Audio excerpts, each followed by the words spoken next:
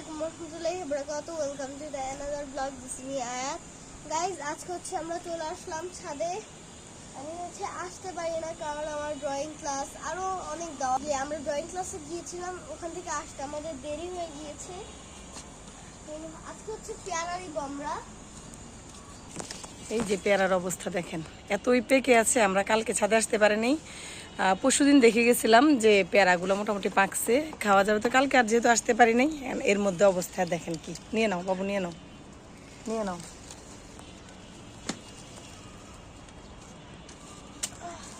নিয়ে আসো। হ্যাঁ, নিয়ে আসো, তুমি দেখাও। এটা একদম ফ্রেশ সুন্দর। ওটার মধ্যে পাখি একটুখানি পাখি মুখ দিয়ে ফেলছে। হ্যাঁ নাও, আরো আছে, অনেকগুলো আছে, নাও।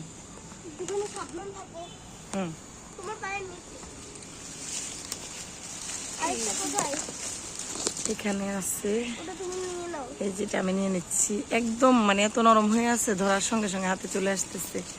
আরো আছে কোথায় যেন। এই যে এটা নাও, এগুলো নাও, রেডি নাও। নিয়ে নাও। উপরের ওই বড়টা নাও, আমার হাতে দাও। এগুলো উপরের ওই বড়টা নাও। হ্যাঁ, এটা নাও।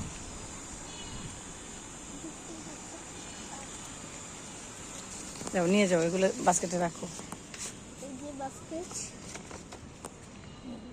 দেখাই আমি আগে এগুলা। নো, এই যে দেখো, দেখেছো কি সুন্দর এগুলা। এটা নাও। ওই নিচে দুটোও পাকা। এই যে দুইটা। হ্যাঁ, এই দুটোও পাকা। এই দুটো নিয়ে নাও। এক জোড়াই নিয়ে নে। দেখাও, এই এক জোড়া দেখাও। দেখেন গাইজ কি সুন্দর, মাশাল্লাহ।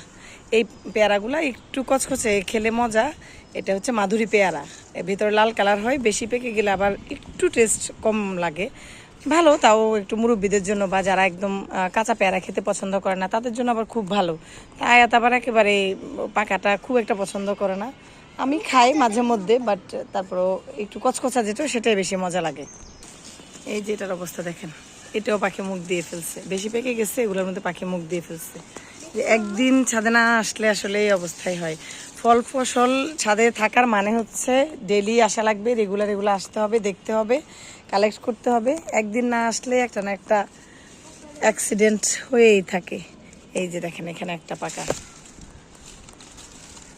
এই যে মাশাল্লাহ কি সুন্দর। নাও।